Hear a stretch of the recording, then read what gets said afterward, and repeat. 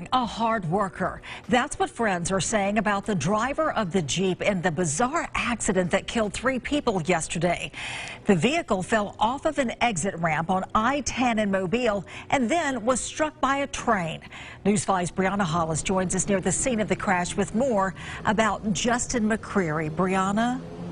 Roseanne, we spoke with a man who says he's known McCreary for the victim's entire life, calling all of this a very hard pill to swallow.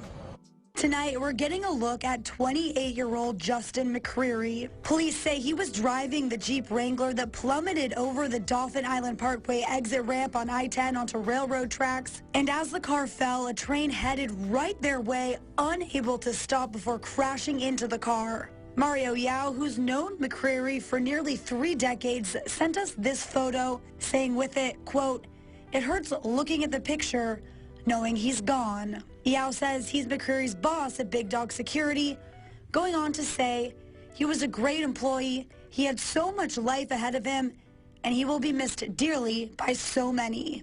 Yao also tells us McCreary had 3 children and loved his family, especially those 3 kids. Only one person in the Jeep survived. Police haven't released her name, but say she saw the train coming and was able to get out in time. 2 more people were in the back seat. Police identified those victims as 27-year-old Jeremy Patterson of 8 Mile and 27-year-old Charles Gaston of Mobile.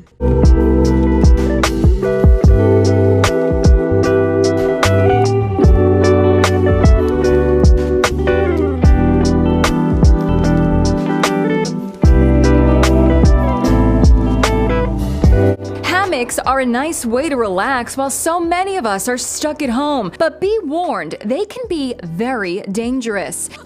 These 2 girls had a scare when their hammock tied to a tree suddenly collapsed. The same thing happened to these guys. Luckily, they all walked away with minor injuries. Now it's happened again, and this time ended in an unthinkable tragedy. 2 sisters killed in a freak accident. It's really urgent, please hurry! 14-year-old Scout Scaravilli and her 12-year-old sister Chasey were crushed to death by falling bricks as they were relaxing on a hammock in their backyard in Ohio. Their younger sister made the heartbreaking 911 call. My parents are trying to get it off. They're screaming right now. I'm really scared. I need help really fast. Really fast. The Scott County Sheriff says the Highway Patrol is investigating the deadly collision at this busy Forest intersection. Mike Lee pushing back on claims from witnesses that the deputy who was answering a call at the time ran a red light and didn't have his blue lights flashing. There's no way in the world to cover it up. It's what it is. There's video of it. It makes me feel like they don't care about the situation because, it's not them. Sheriff Lee says surveillance video from the Waffle House captured the accident. He says the deputy collided with a car on Highway 35 at Walmart in Forest while responding to a shots fired call last Friday. 3 people were inside the other car, including 5-year-old Jacorian Palm. The boy's mom says he's on life support at Batson Children's Hospital. The ventilator is doing 100% breathing for him right now. He had some brain injuries and he's been swelling a lot. Bleeding on the brain. Burke's mom was driving the car. She has broken ribs and a collapsed lung. Burke's 21-year-old cousin, Tiandria Agee, also seriously hurt. The coroner says Agee passed away at UMMC Tuesday. I don't feel like she deserved this. She's only 21. According to Sheriff Lee, both cars had the green light. He told us the video shows the deputy going north through the intersection when the other driver headed south tried to make a U-turn.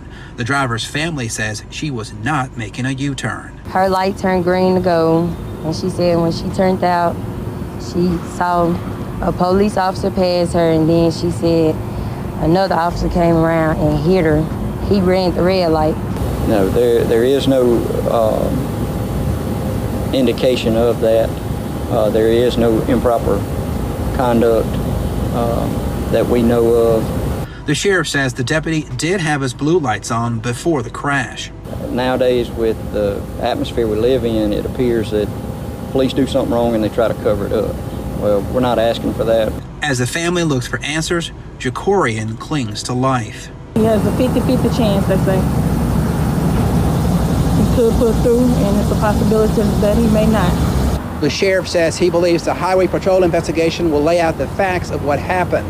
The deputy involved is on medical leave. He's been having headaches since the crash.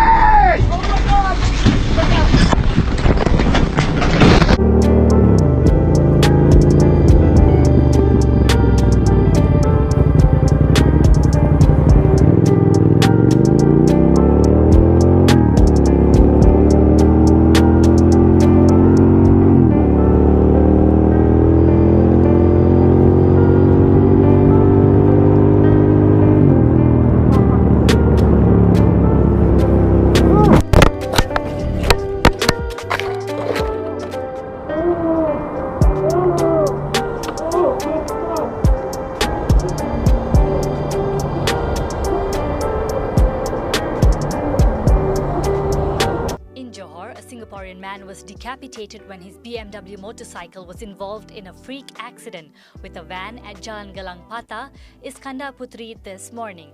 District Police Chief ACP Zulkhairi Mukhtar said the 43-year-old motorcyclist was heading to Ulu Cho from Gelang Patah when he crashed into the Toyota Hiace driven by a local man at 9:33 a.m. Initial investigation revealed the van was turning right when the victim, coming fast from the opposite direction, slammed right into the vehicle, which severed the man's head. The victim's remains were taken to the Sultanah Aminah Hospital for post-mortem, while 28-year-old van driver was not injured. The case is being investigated under the Road Transport Act.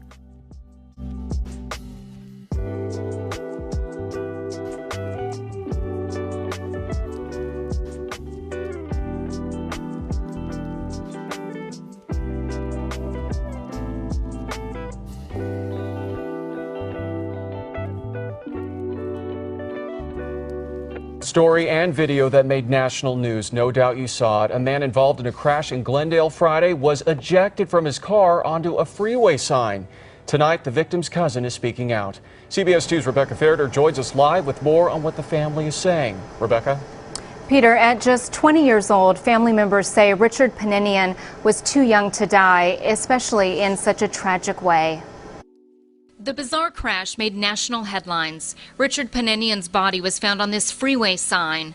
His cousin, Armin Kardashian, says the 20-year-old loved tinkering on cars from a young age, so learning how he died was heartbreaking. It wasn't supposed to go out this way, but the family's grieving and it's really painful. Officials say on Friday morning, Richard, who wasn't wearing a seatbelt, was speeding along the shoulder of Interstate 5 when he clipped the rear end of a car. Richard's Ford Fiesta rolled several times. The force launched him more than 20 feet in the air, landing on the sign.